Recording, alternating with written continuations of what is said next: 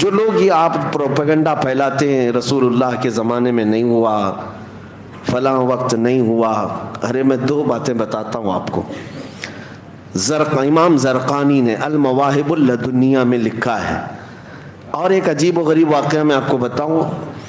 حضور اکرم صلی اللہ علیہ وسلم کی ولادت جس دن ہوئی نا 12 ربیع الاول شریف کو، اس رات کو اللہ تعالیٰ نے کائنات کے جانوروں کو بولنے کی طاقت دی، سارے جانوروں کو. امام زرقانی نے المواہب اللدنیہ میں اس روایت کو نقل فرماتے ہیں اس رات جانوروں کو بولنے کی طاقت دی گئی. لیکن کیا بولنے کی؟ ہر جانور دوسرے جانور کو حضور کی آمد کی بشارت دے رہا تھا اور مبارکبادیاں پیش کر رہے تھے کہ مبارک ہو شہ کونین تشریف لائے ہیں، نبی پاک صلی اللہ علیہ وسلم تشریف لائے. ہر جانور دوسرے جانور کو بشارت دے رہا تھا. امام زرقانی نے کتاب میں لکھا ہے میں یہی محسوس کرتا ہوں وہ کتنے خوش نصیب 4 پیر کے جانور تھے جو حضور کی آمد پر مبارکبادی دے رہے تھے. ان غلیظ 2 پیروں کے جانوروں سے تو بہتر ہے جو حضور کی میلاد پر شرک کے فتوے لگاتے. حضور اکرم صلی اللہ علیہ وسلم کی آمد پر ناک بھون سکیڑتے ہیں، ان سے بہتر تو وہ 4 پیر کے جانور تھے جو آمد مصطفیٰ پر خوشیاں منا رہے تھے. اب جو سوال ہے وہ میں آپ کے ذہن سے اس کو دور کرتا ہوں، پھر میں اپنے موضوع پر آتا ہوں. میلاد کی محفل ہے جو پروپیگنڈا پھیلایا جاتا. مکہ میں حضور پیدا ہوئے، نبی پاک صلی اللہ علیہ وسلم مکہ میں پیدا ہوئے، سب کو پتہ ہے نا.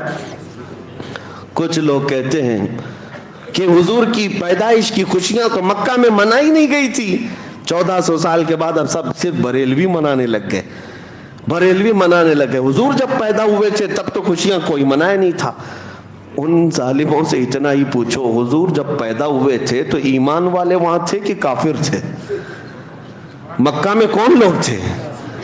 حضور پاک صلی اللہ علیہ وسلم کی ولادت کے وقت یا تو ان کی ماں حضرت آمنہ وہ اہل ایمان میں سے ہیں، یا آپ کے دادا حضرت عبد المطلب. باقی سب کون تھے؟ وہ لوگ تو نہیں منائیں گے جو کفار و مشرکین تھے، وہاں پر بت پرستی کے شکار تھے.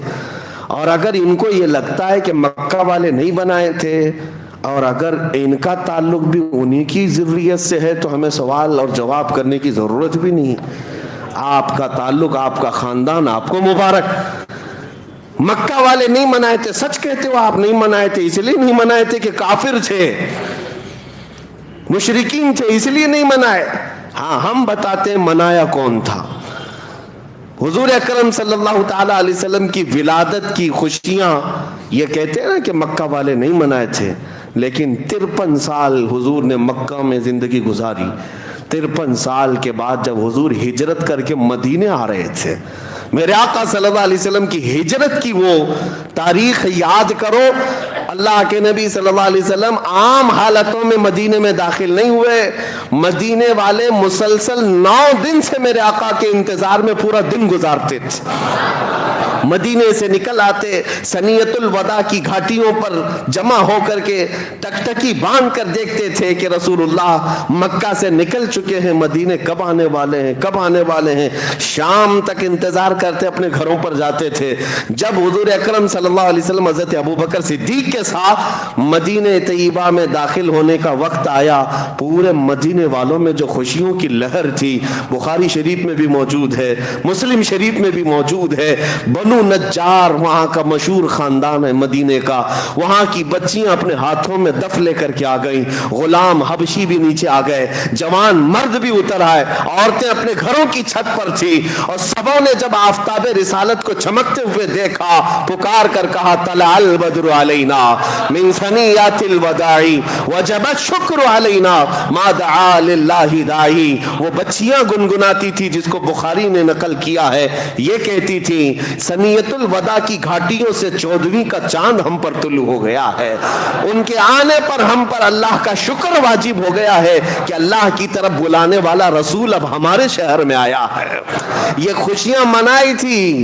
حضور کی ولادت کی خوشیاں مکہ والے نہیں منائے تھے، یہ تو ان کو یاد ہے، لیکن حضور کے مدینے میں داخل ہونے کے وقت مدینے والے جو خوشیاں منائے تھے یہ کیوں نہیں یاد ہے؟ تمہیں مبارک ہو ابو جہل، ابو لہب، اتبا و شیبہ کا خوشیاں نہ منانا، اور سنیوں کی قسمت میں بنو نجار کی وہ بچیاں آئی ہیں، اور الحمدللہ آج ہم میلاد کی خوشیاں مناتے ہیں تو اہل مدینہ کے نقش قدم پر چلتے ہیں، مدینے والوں کی اقتدا کرتے ہیں۔ الحمدللہ مدینے والے حضور اکرم صلی اللہ علیہ وسلم کی آمد پر خوشیوں کا اظہار کیے تھے، اور آج ہم انہی کے نقش قدم پر جب جب محفلیں سجاتے ہیں میرے آقا کے استقبال میں کھڑے بھی ہوتے ہیں، سلام بھی پیش کرتے ہیں۔ یہ مدینے والوں کا طریقہ ہے۔ اللہ تبارک و تعالی ہمیں ہمیشہ مدینے والوں کا ایمان عطا فرمائے۔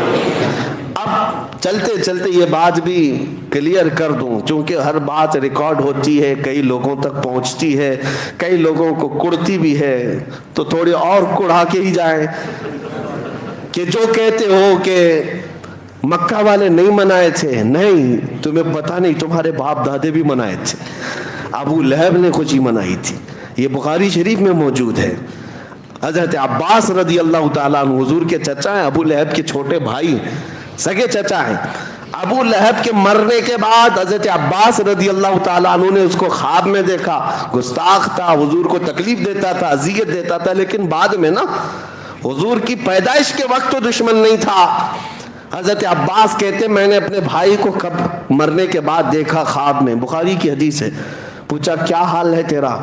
ابو لہب کہتا روز انگاروں میں جلتا ہوں، روز انگاروں میں جلتا ہوں، لیکن پیر کا دن آتا ہے تو میری شہادت کی انگلی کو ٹھنڈا کر دیا جاتا ہے، میں منہ میں اس کو رکھتا ہوں، چوستا ہوں تو ٹھنڈک محسوس ہوتی۔ حضرت عباس نے پوچھا ایسا کیوں پیر کے دن؟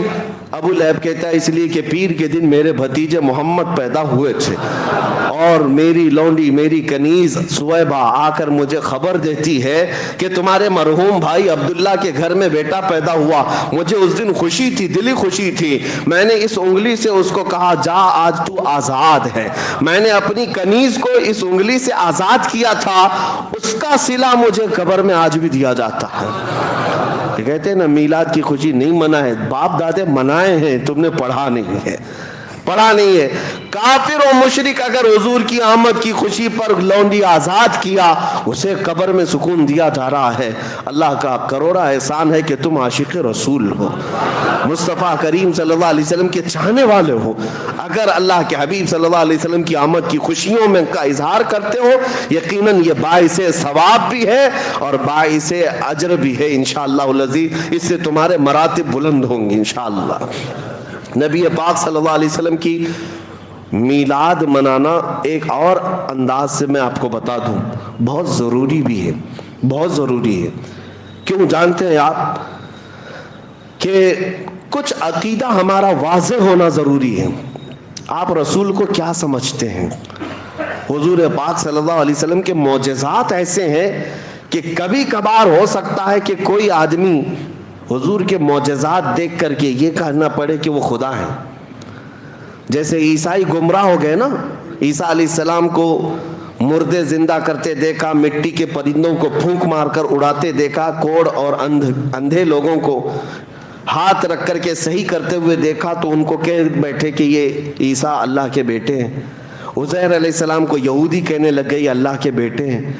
ہمارے نبی کے معجزات تو ایسے ہیں، سورج کو پلٹا دیا ہے، چاند کو ٹکڑے کر دیا ہے، ایسے عجیب و غریب ہیں۔ موسیٰ علیہ السلام کا لاٹھی مار کر پتھر سے پانی نکالنا تو معجزہ ہے، لیکن رسول عربی صلی اللہ علیہ وسلم تو انگلیوں سے پانی ظاہر کرتے ہیں۔ ارے پتھروں سے پانی کا نکلنا تو عادت میں ہے، دیکھا بھی جاتا ہے، لیکن انگلیوں سے نکلنا، اور وہ بھی پسینے کے برابر نہیں، 550 صحابہ اس پانی سے سیراب ہوئے تھے۔ یہ انگلیوں سے پانی کا نکلنا، یہ معجزات، یہ ساری چیزیں کنکروں کو بولنے کے قابل بنانا، نبی پاک صلی اللہ تعالیٰ علیہ وسلم کے معجزات دیکھ کر پھر کبھی کوئی گمراہ نہ ہو جائے اور یہ نہ کہہ بیٹھے کہ یہ بھی خدا ہیں جو زمین پر اتر پڑے۔ عزیزان گرامی وقار، اب خدا کی صفت کیا ہے؟ ہم خدا کو کیا مانتے ہیں؟ قل هو اللہ احد اللہ الصمد لم یلد ولم یولد ولم یکن لہ کفوا احد. یہ اللہ کے بارے میں جو عقیدہ ہے اس کا پورا خلاصہ اس سورے میں ہے. اے محبوب آپ فرما دیں وہ اللہ ایک ہے. اللہ الصمد, اللہ بے نیاز ہے, کسی کا محتاج نہیں. اب جو بات آتی ہے وہ اصل بات ہے, لم یلد ولم یولد, وہ کسی سے پیدا نہیں ہوا اور اس سے کوئی پیدا نہیں ہوا. اللہ کسی سے پیدا ہوا ہے, کسی کا بیٹا ہے, نہ وہ کسی کا باپ ہے. وہ پیدا کسی سے نہیں ہوا اور نہ اس سے کوئی پیدا ہوا. یہ مین عقیدہ ہے لم یلد ولم یولد, جو عیسائیت کو بھی کاٹ دیتا ہے, کفر و شرک کو. ہندوؤں کے جو عقیدے ہیں وہ اس سے پیدا ہوا, وہ اس سے پیدا ہوا, پھر بھی بھگوان ہے, پھر بھی خدا ہے. خدا کا تصور ہمارے یہاں یہ ہے کہ وہ پیدا کسی سے نہیں ہوا اور اس سے کوئی پیدا نہیں ہوا. اب سنو, میلاد کے متعلق میں کہتا ہوں حضور پاک صلی اللہ علیہ وسلم کی میلاد منانا سنیوں اس لیے بھی ضروری ہے تاکہ ان ظالموں کو یہ بتائیں ہم رسول کو خدا نہیں مانتے, ہم رسول کو خدا نہیں مانتے, کیونکہ خدا وہ ہے جو پیدا نہیں ہوتا اور میرا رسول پیدا ہوا ہے. ہم میلاد کا دن منا کر کے بتا رہے ہیں کہ میرا رسول آمنہ کے لال پیدا ہوئے تھے 12 ربیع الاول کو. اور سنیوں کا عقیدہ یہ ہے کہ جو پیدا ہوتا ہے وہ خدا نہیں ہوتا. ہاں بس ساتھ میں یہ عقیدہ ہمارا ضرور ہے, میں مانتا ہوں اے عقل والو میرا محمد خدا نہیں ہے, مگر دلوں میں یہ نقش کر لو کہ وہ خدا سے جدا نہیں ہے. بات سمجھ آ گئی؟ حضور کی میلاد منانا اس لیے ضروری ہے کہ ہم حضور کو خدا نہیں مانتے, ہم خدا نہیں مانتے. وہ اللہ کے رسول ہیں, اللہ کے بندے ہیں. اور خدا کی اللہ کا کبھی میلاد منایا آپ نے؟ کسی سے سنا کہ اللہ کا بھی میلاد کا دن؟ وہ کسی دن پیدا ہوا نہیں. اسی لیے یہ شرک کو ختم کرنے والی چیز میلاد ہے اور اس کو ہی یہ شرک بنا بیٹھے ہیں. شرک کو ختم کرتی ہے میلاد. اگر میلاد حضور کے لیے ہے تو اس کا مطلب ہے کہ اللہ پیدا نہیں ہوا اور رسول پیدا ہوئے. یہ سمجھ کر کے چلے. اب ہم آگے بڑھتے ہیں کیونکہ مجھے جو حکم دیا گیا تھا, ظاہر سی بات ہے یہ بہت ذمہ دار منبر ہے اور یہاں پر سننے والے بھی الحمدللہ ذمہ دار لوگ ہوتے ہیں, اور میں ایک غیر ذمہ دار آدمی آ جاتا ہوں بیچ میں. لیکن پابند کرنے کے لیے اراکین آپ کے انتظامیہ اور خود خطیب و امام کی شاید ان کے مشوروں سے یہ ہر آنے والے کو موضوع دے کر باندھ دیتے ہیں تاکہ ادھر ادھر گھوڑا نہ دوڑائے.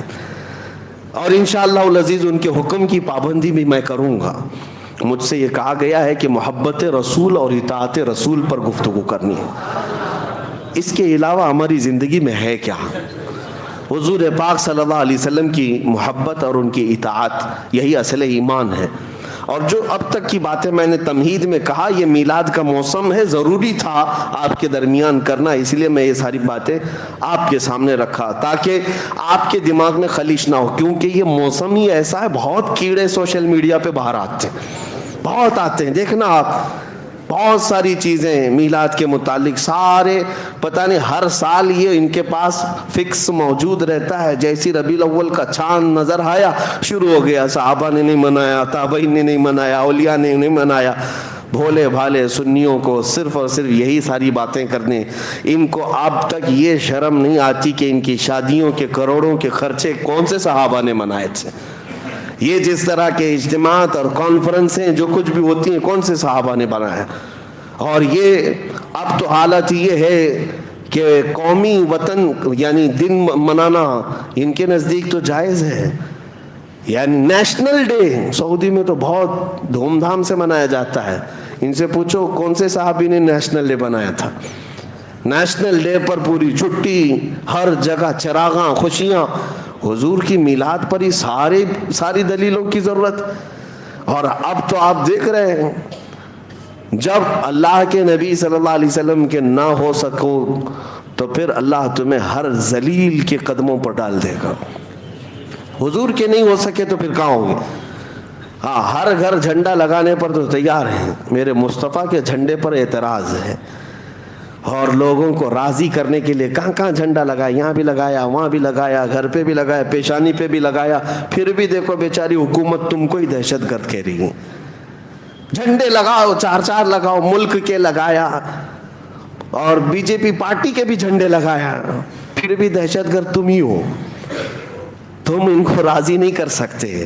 میں اس جماعت کی بات کر رہا ہوں جو حضور کی میلاد پر شرک و کفر اور بدعت کے فتوے لگائی اور باقی سارے نیتاؤں کے جھنڈے لگا کر گھومتے رہے، لیکن الحمدللہ ہمیں اس بات کا فخر ہے کہ ہم ایرے غیرے جھنڈوں کی طرف نہیں گئے۔ میرے ملک کے جھنڈے کی توہین نہیں کرتا میں، ہمارے ملک کا جھنڈا ہمارے لیے عزت کا اور فخر کا سبب ہے، لیکن ساتھ میں ہم یہ اعلان ضرور کرتے ہیں، کسی کی جے وجے کیوں پکاریں، کیا غرض ہم کو، کسی کی جے وجے کیوں پکاریں، کیا غرض ہم کو، ہمیں کافی ہے سید اپنا نعرہ یا رسول اللہ۔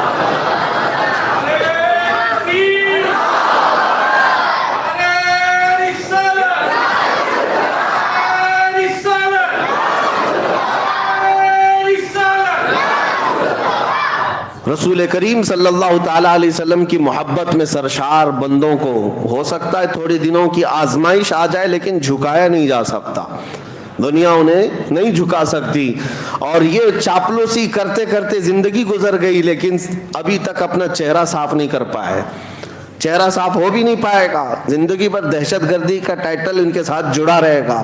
اسی لیے ہم کہتے ہیں آ جاؤ ہمارے ساتھ میلاد مناؤ، حضور پاک صلی اللہ علیہ وسلم کی خوشیوں میں شامل ہو جاؤ، اور پھر انشاءاللہ العزیز اللہ تعالیٰ تمہارے سینے میں بھی وہ رعب ڈالے گا۔ آج ہم دشمن کی آنکھوں میں آنکھیں ڈال کر بات کرتے ہیں تو صرف اس لیے کہ ہم نے تمہاری طرح فضلہ نہیں کھایا کسی کا، بلکہ ہم جو کھاتے ہیں وہ میرے مصطفیٰ کے قدموں کی برکت کھاتے ہیں، اور ہم ڈنکے کی چوٹ پر پھر یہ کہتے ہیں تیرا کھاواں تیرا گنگاواں یا رسول اللہ۔ ہاں، حضور کی میلاد کیوں نہ منائیں، حضور کا کھاتے ہیں۔ اب سنیے میرے عزیزوں، نبی پاک صلی اللہ تعالیٰ علیہ وسلم کی محبت کے سلسلے میں مجھے حکم دیا گیا، میں مختصر گفتگو کروں گا، بہت دیر تک نہیں، کیونکہ مجھے وقت کا بھی پابند بنایا گیا ہے۔ اللہ کے نبی صلی اللہ تعالیٰ علیہ وسلم سے محبت یہ انسان کی فطرت میں ہونا چاہیے، اور محبت کسی سے ہوتی ہے تو اس کے آثار اس کے چہرے پر بھی ظاہر ہوتے ہیں، اس کی زندگی پر بھی ظاہر ہوتے ہیں۔ آدمی محبت میں جب مبتلا ہوتا ہے تو اس کی زندگی میں چینجنگ شروع ہو جاتی ہیں، تبدیلیاں آنے لگ جاتی ہیں۔ عام سی بات ہے، آپ دنیا میں بھی دیکھیں، ایک مجازی عشق و محبت میں جو بندہ پاگل ہونے لگتا ہے، کسی لیلا کے پیچھے ہے، کسی محبوبہ کے حسن کے پیچھے پڑ جاتا ہے، اس کی زندگی میں چینجنگ آ جاتی ہے، وہ سب کچھ چھوڑ چھاڑ کر کے پیچھے لگا رہتا ہے۔ کبھی کبھار ہم نے دیکھا کتنے مجنوں ایسے ہی بنے ہیں شعر و شاعری کرتے ہوئے۔ محبت یہ اگرچہ دنیاوی عشق ہے، دنیاوی محبت ہے، مجازی عشق ہے، لیکن جو کائنات کے آقا و مولا کی محبت میں فدا ہوتا ہے، پھر وہ سر چڑھ کر کے بولتا ہے جان ہے عشق مصطفیٰ، جان ہے عشق مصطفیٰ، روز فزوں کرے خدا، جس کو ہو درد کا مزہ ناز دوا اٹھائے کیوں۔ محبت کی ایک بات ہے میرے عزیزوں، جب تمہیں سچی محبت ہو جائے نا، یہ عام سی بات ہے تقریروں میں کہہ لینا یا کسی اور کو کہہ لینا کہ میں ان سے بہت محبت کرتا ہوں، یہ ایک الگ مسئلہ ہے، لیکن ریئل جو ہوتی ہے، جو ایک دم پیور جس کو کہتے ہیں، وہ محبت ہوتی ہے، تو پھر کائنات میں ہر جگہ اسے اپنے محبوب کا ہی حسن نظر آتا ہے، وہ اپنے محبوب کے علاوہ کسی چیز کا تذکرہ پسند بھی نہیں کرتا۔ ہم ایسے عاشقوں میں بریلی کے امام کو دیکھتے ہیں جنہوں نے اپنی زندگی حضور کی محبت میں فنا کر دی، ان کا حال تو یہ تھا جس چیز کو دیکھتے اپنے نبی کو یاد کرتے۔ حضور پاک صلی اللہ تعالیٰ علیہ وسلم کی محبت رچ بس جانا، محبت کی علامات میں آپ کو بتاتا ہوں۔ بندہ جب کسی کا ذکر کرتا ہے تو بار بار اس کا تذکرہ اس کی زبان پر آنے لگتا ہے، بار بار اس کا تذکرہ آنے لگتا ہے۔ میں آپ کے ذہن کو قریب کرنے کے لیے ایک بات کہتا ہوں، ایک بندہ مرید بننے کے لیے آیا ایک بزرگ کے پاس، کہا کہ مجھے مرید بنا دیجئے۔ کہا جانتے ہو مجھ کو؟ کہا پہلے سنا تھا آپ بڑے بزرگ، آپ کے پیچھے چلوں گا. انہوں نے کہا میرا جو طریقہ ہے وہ یہ ہے کہ پیر سے بے انتہا محبت ہونی چاہیے. کہا میں محبت کرتا ہوں آپ سے, مرید کر لیجیے آپ. کہا ایسی نہیں ہوں, میں دیکھنا چاہتا ہوں. دیکھنے کے لیے انہوں نے ایک طریقہ کیا اپنایا, کہا ایک بھینس خرید کر کے اس کے حوالے کر دیا. کہا یہ بھینس لے جا, اس کو پال. کہا کیا کرنا ہے اس کو؟ کہا اتنا پالنا اس کو, صبح نہلانا, دوپہر میں نہلانا, رات میں بھی نہلانا, 3 بار نہلانا. کھانا تم اپنے ہاتھ سے کھلانا اس بھینس کو, اور اس کے پورے بدن کو پوچھا مارتے رہنا, صفائی کرتے رہنا, اور اس کے ساتھ بیٹھ کر کے تھوڑی دیر باتیں بھی کرتے رہنا, اس سے دل لگا لینا. اس نے کہا آپ کا حکم ہے تو کرتا ہوں, ورنہ بھینس سے کیا کیا جائے, جانور ہی ہے نا. تو اس نے کہا ٹھیک ہے. بزرگ نے کہا 30-40 دن کے بعد آؤ. 8 دن کے بعد وہ آیا تو اس سے پوچھا کیا حال ہے؟ کہا ٹھیک ہوں. کہا بھینس کا کیا حال ہے؟ کہا وہ بھی ٹھیک ہے. پھر انہوں نے سوال کیا دن بھر کیسے گزارتے ہو؟ کہا اچھے سے گزارتا ہوں. بھینس وہ بھی اچھی ہے. کہا جاؤ 40 دن کے بعد ہم ملتے ہیں. 40 دن کے بعد آئے. اب آنے کے بعد اس بزرگ نے پوچھا کیا حال ہے؟ کہا میری بھینس کا حال بھی بہت اچھا ہے. کہا تیری خیریت پوچھ رہا ہوں, بھینس کی بات کر رہا ہے. دن کیسا گزرتا ہے؟ کہا میری بھینس تو بہت اچھی ہے, صبح اٹھتی ہے میرے ساتھ بات کرتی ہے, دوپہر میں نہلاتا ہوں, رات میں اس کے ساتھ بیٹھتا ہوں. کہا میں تیری خیریت پوچھ رہا ہوں, بھینس کی بات کر رہا ہے. اس کے بعد جتنے سوال وہ کرتے رہے, ہر بات میں بھینس. تب اس بزرگ نے فرمایا کہ یہ صرف اور صرف ریہرسل ہے, ایک پریکٹس ہے.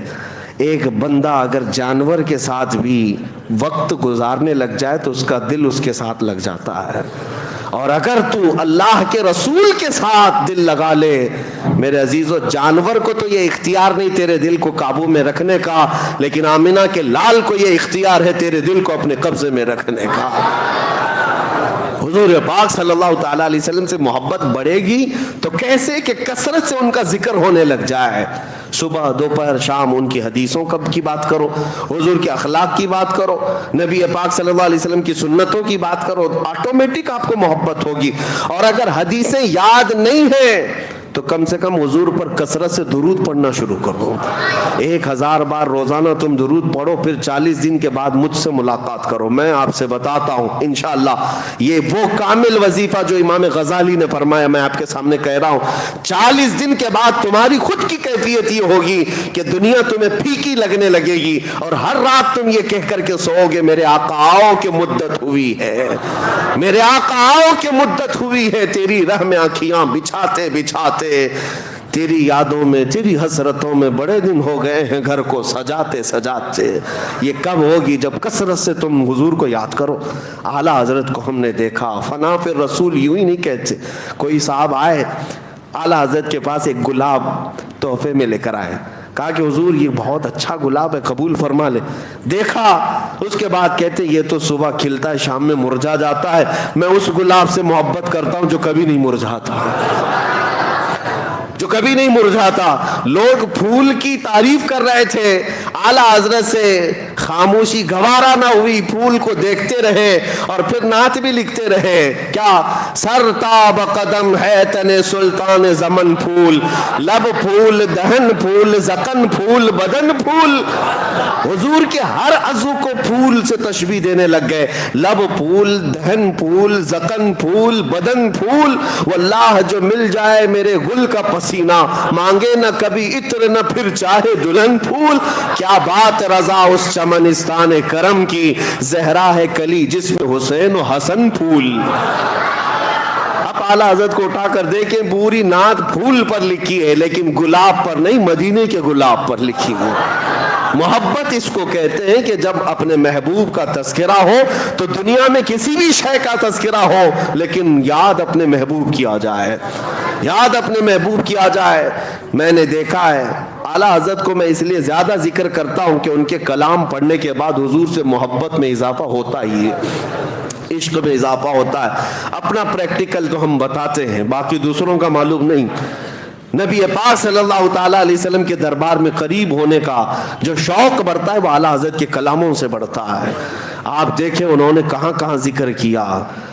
اور ایسی ایسی جگہوں پر اللہ کی حمد بیان کرنا ہے، اللہ کی تعریف جس کو حمد کہتے ہیں، وہ جب بیان کرنا، بہت سارے لوگوں نے دنیا میں حمد بیان کی ہے، اور کئی ایسے دوسرے طبقے کے لوگ، دوسرے مکتبہ فکر کے لوگ بھی حمد لکھیں. بچپن میں اردو اسکول کی کتابوں میں وہ حمد بھی آتی تھی، وہ اللہ بہت بڑا ہے جس نے ہماری گائے بنائی. سنے ہوں گے آپ، یا شاید ہو سکتا ہے آپ کے سیلیبس میں چینج ہو گیا، پرانے لوگ جانتے ہیں وہ اللہ بہت بڑا ہے جس نے ہماری گائے بنائی. اس پر حمد اللہ کی، ٹھیک ہے، اچھی بات ہے. وہ اللہ بہت بڑا ہے جس نے ہمارا گھر بنایا، ہمیں باپ دیا، ہمیں ماں دیا، وہ اللہ بہت بڑا، حمد ہے یہ. لیکن اعلیٰ حضرت کو دیکھو، اللہ کی حمد بیان کرنی، یوں کہتے ہیں وہی رب ہے جس نے تجھ کو ہمتن کرم بنایا، ہمیں بھیک مانگنے کو تیرا آستاں بتایا. تجھے حمد ہے خدایا، تجھے حمد ہے خدایا. اللہ کی حمد ہے، لیکن کس بات پر؟ اس بات پر کہ اللہ کا سب سے بڑا شکر اس بات پر ہے کہ محبوب اپنا قریبی ہوا ہمیں عطا فرمایا. کہیں پر بھی دیکھیں یہ محبت کی علامت ظاہر ہو جاتی ہے، باتوں میں، تقریروں میں، قلم میں ظاہر ہو ہی جاتی ہے. دعا جب بندہ کرتا ہے تو کیا دعا کرتا ہے؟ دعا میں اپنے کیا کیا عزیز و اقارب کے لیے مانگتا ہے، رشتوں کے لیے مانگتا ہے، اپنی دنیا کے لیے مانگتا ہے. دعائیں یہی ہوتی ہیں. اعلیٰ حضرت کی دعائیں پڑھو. اعلیٰ حضرت دعائیں کیا کرتے تھے؟ اللہ اکبر. وہ بھی مناجات آپ نے سنے ہوں گے، مشہور دعا اعلیٰ حضرت کی، یا الہی ہر جگہ تیری عطا کا ساتھ ہو. یہ ہے نا، پڑھتے بھی ہوں گے. یہ مناجات ہے، یہ دعا ہے، اللہ کی بارگاہ میں مانگی ہوئی دعا ہے. لیکن میں اس کی آج خصوصیت بتاتا ہوں آپ کو، اس دعا کی، اس مناجات کی. پوری دعا اٹھا لینا آپ، جتنے اشعار ہیں اس کے اندر، پہلے مصرے میں اللہ سے طلب، اللہ سے مانگ رہے ہیں، اور دوسرا مصرع جو بھی آئے گا اس میں، اس حمد میں، وہ صرف اور صرف رسول اللہ کو مانگا گیا ہے. حضور کے تذکرے کے علاوہ کچھ بھی نہیں مانگا اعلیٰ حضرت نے. اب میں پڑھ کے سناتا ہوں، دیکھو آپ کیا مانگتے ہیں دعا میں بھی. یا الہی ہر جگہ تیری عطا کا ساتھ ہو، جب پڑے مشکل شہ مشکل کشا کا ساتھ ہو. دنیا میں کچھ نہیں مانگا، جب مشکل آئے تو اے اللہ مشکل کشا رسول کا ساتھ ہو. اور پھر آخری وقت آئے، یا الہی، یا الہی جب زبانیں باہر آئیں پیاس سے. یہ قیامت کا منظر ہے. یا الہی جب زبانیں باہر آئیں پیاس سے، کیا ہونا چاہیے؟ پھر کہتے ہیں صاحب کوثر شہ جود و سخا کا ساتھ ہو، رسول کا ساتھ. یا الہی گرمی محشر سے جب بھڑکے بدن، دامن محبوب کی ٹھنڈی ہوا کا ساتھ ہو. ہر دعا میں دیکھو رسول کا تذکرہ. اور پھر نزا کا وقت آئے تو کیا ہونا چاہیے؟ یا الہی بھول جاؤں نزا کی تکلیف کو. کیسے؟ اے اللہ کسی فرشتے کو بھیج دینا، تکلیف آسان کر دینا. نہیں، کیسے تکلیف دور ہو؟ یا الہی بھول جاؤں نزا کی تکلیف کو، شادی دیدار حسن مصطفیٰ کا ساتھ. حسن مصطفیٰ میرے سامنے آ جائے اور میں نزا کی تکلیف بھول جاؤں. مانگتے ہیں اللہ کی بارگاہ میں تو رسول پاک کا ہی صدقہ. اور اتنا ہی نہیں، یا الہی جب چلوں تاریک راہ پل صراط، آفتاب ہاشمی نور الہدا کا ساتھ ہو. یعنی پل صراط پر بھی چلنے کے وقت اعلیٰ حضرت جو مانگ رہے ہیں وہ آفتاب ہاشمی نور الہدا رسول اللہ کا ساتھ ہو. یا الہی جب سر شمشیر پر چلنا پڑے. سر شمشیر کس کو کہتے ہیں؟ تلوار سے زیادہ تیز باریک راستہ ہے. اس وقت جب کٹھنائیں ہوں گی، مشکلیں ہوں گی، اعلیٰ حضرت کہتے ہیں یا الہی جب سر شمشیر پر چلنا پڑے، رب سلم کہنے والے غم زدہ کا ساتھ ہو. وہ بھی رسول پاک ہی ہیں، رسول پاک ہی ہیں ہر مصرے میں. یہاں تک کہ جب آپ نے اپنی مناجات کو ختم کیا، آخری شعر لکھنے پر آئے، کہتے ہیں یا الہی جب رضا خواب گراں سے سر اٹھائے. خواب گراں کس کو کہتے ہیں؟ لمبی نیند سو کر موت کی نیند کو خواب گراں کہتے ہیں. جب رضا لمبی نیند سو کر اپنی قبر سے اٹھنے والا ہو, دعا تو یہی ہونا چاہیے کہ مولا میری نمازیں سب ساتھ رہیں, حج بھی ساتھ رہے, زکوٰۃ بھی ساتھ ہو, میری تصنیفی کام بھی سب ساتھ میں رہے میرے, تاکہ میرے اعمال میں بھاری ہو جائے پلے میں. اعلیٰ حضرت کی دعا یہ نہیں ہے کہ میرے سارے اعمال ساتھ رہے. کہتے یا الہی جب رضا خواب گراں سے سر اٹھائے, دولت بیدار عشق مصطفیٰ کا ساتھ, اگر کچھ رہے ہمارے پاس اس وقت مولا عشق مصطفیٰ ساتھ ہو. یعنی ہر جگہ جب رسول کا تذکرہ آئے تو یہ محبت کی علامت سمجھو. محبت صرف اور صرف ایک دوسرے کو کہہ لینے سے نہیں ہوتی, اس کی زندگی میں یہ چیزیں نظر آنے لگتی, اس کی ایکٹیویٹیز میں یہ چیزیں نظر آنے لگتی ہیں. بیٹھتے اٹھتے وہ میرے مصطفیٰ کو یاد کرتا ہے, ان کی اداؤں پر عمل کرنے لگ جاتا ہے. اور جب رسول پاک صلی اللہ علیہ وسلم کی محبت دل میں رچ بس جائے, حال تو یہ ہوتا ہے کہ اسے ہر چیز میں جلوہ محبوب ہی نظر آتا ہے. آپ کو وہ بات یاد ہوگی, بغداد میں ایک مصور, ایک آرٹسٹ لوگوں کی تصویریں نکالتا تھا, لیکن کیا اس کا کمال تھا کہ لوگ اسے جیسا ڈائریکشن دیتے اپنے اپنے محبوب کا سیم ویسی ہی فوٹو نکال کر دیتا تھا. اس کا کمال تھا. اس زمانے میں کوئی پرنٹنگ پریس یا کیمرہ یا اسکینر نہیں تھا, لیکن ہاتھ سے نکالتا تھا. بہت سارے لوگ تصویر نکالنے گئے وہاں پر. میں مسئلے پر نہیں بات کر رہا ہوں, تصویر کے واقعہ بیان کر رہا ہوں. وہ زمانہ سیدنا جنید بغدادی کا ہے. حضرت جنید بغدادی کو جب پتا چلا, لوگوں کی قطار لگی ہے مصور کے گھر کے پاس, کہا سب اپنے محبوباؤں کی تصویریں نکال رہے. اس کو بولتے ہیں حلیہ اپنے محبوب کا, اس کی آنکھیں ایسی, اس کا چہرہ ایسا, اس کے بال ایسے, اس کے ہاتھ ایسے, اس کے پیر ایسے. وہ ہو بہو ایسی ہی نکال کر دے دیتا, جیسے آج اسکیچ نکالنے والے ہوتے ہیں. حضرت جنید بغدادی کو جب یہ بتایا گیا تو وہ خود بھی اس کے گھر گئے, لائن میں خود بھی کھڑے ہو گئے. جب نمبر آیا, حضرت جنید بغدادی وقت کے سید الاولیاء ہے, سید الطائفہ جن کو کہا جاتا تھا, جب وہ مصور کے گھر میں آئے دیکھ کر وہ ڈر گیا. کہا حضور آپ کیسے آئے؟ کہا سنا تیرا کمال ہے, تو محبوبوں کی تصویریں ہو بہو نکال کر دیتا ہے. سر جھکایا اور کہا ہاں میں یہی کرتا ہی ہوں, لیکن آپ یہاں کیوں آئے؟ کہا میں بھی ایک شخصیت سے محبت کرتا ہوں, چاہتا ہوں کہ اس کی تصویر تجھ سے نکلواؤں. کہا ٹھیک ہے آپ کا حکم. کہا کس سے محبت کرتے ہیں آپ؟ جنید بغدادی نے کہا میں اس سے محبت کرتا ہوں جس سے اللہ بھی محبت کرتا ہے. وآمنہ کا در یتیم, مدینے کا تاجدار, ہم غریبوں کا ماوا و ملجا, محمد الرسول اللہ کی ذات. سن میں ان کا حلیہ بتاتا ہوں, ان کی آنکھیں کس طرح تھیں, ان کا چہرہ کس طرح تھا, ان کے رخسار کیسے تھے, ان کے لبھائے ناز کیسے تھے, ان کے دست مبارکہ, ان کے قدمائے پاک کیسے تھے. جنید بغدادی بتاتے جا رہے تھے, وہ قلم چھوڑ کر سنتے بیٹھا رہا. اس کے بعد کہا بس کیجئے, یہ تصویر میرے پاس پہلے سے بنی بنائی رکھی ہے, میرے پاس موجود ہے, میں آپ کو دیے دیتا ہوں. جنید بغدادی نے کہا تو لوگوں کی تصویریں بنانے کے لیے آرڈر لیتا ہے, کئی دنوں کے بعد بنا کے دیتا ہے, میرے محبوب کی تصویر پہلے سے ہے. اس نے کہا بات در حقیقت یہ ہے کہ میں بھی انہی سے محبت کرتا ہوں, ہم دونوں محبت میں شریک ہیں. کہا اچھی بات ہو گئی, جاؤ تصویر لے آؤ. وہ مصور کمال کا مصور تھا, اندر گیا اور جا کر کے پورا قرآن پاک لے کر کے آ گیا. حضرت جنید بغدادی کے پاس رکھ کر کے کہا آپ بتاؤ اے جنید, اس سے بہتر میرے مصطفیٰ کی تصویر کیا ہو سکتی ہے؟ جب مجھے میرے نبی کو پڑھنا ہوتا ہے میں پڑھتا ہوں چہرے پاک کا تذکرہ, والضحیٰ واللیل اذا سجا. جب زلفوں کی بات آتی ہے تو میں پڑھتا ہوں واللیل اذا یغشا. جب ہاتھوں کی بات آتی ہے تو میں پڑھتا ہوں وما رمیت اذ رمیت. جب قدموں کی بات آتی ہے تو میں پڑھتا ہوں لا اقسم بہذا البلد. جب سینے کی بات آتی ہے تو میں پڑھتا ہوں الم نشرح لک صدرک. آنکھوں کی بات آتی ہے تو میں پڑھتا ہوں ما زاغ البصر وما طغى. جب باتوں کی بات آتی ہے تو میں کہتا ہوں وما ينطق عن الهوى ان هو الا وحی یوحى. اسی کو علامہ نظمی میاں رحمۃ اللہ علیہ نے فرمایا تھا, آغاز سے اخیر تک قرآن ہے نعت مصطفیٰ, محبوب کے بیان کا کیسا انوکھا ڈھنگ ہے.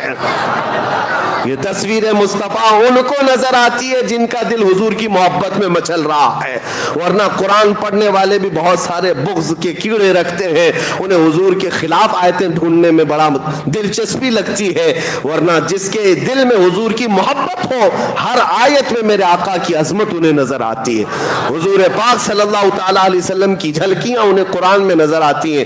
بات صرف اسی کی ہے، جیسا لائٹ اندر ہوگا ویسی روشنی باہر ہوگی، جیسا اجالا اندر رکھو گے ویسی چیزیں، دل کے اندر پورا بغض اور کینہ بھرا ہوا ہو عداوت کا اور ماڈرنزم کا، تو پھر تمہیں باہر کچھ نظر نہیں آئے گا، اندھیرا ہی اندھیرا، اندھیرا ہی اندھیرا۔ اس لیے ہر ایک نے اپنے نبی پاک صلی اللہ علیہ وسلم کو اپنی محبتوں سے پہچانا ہے۔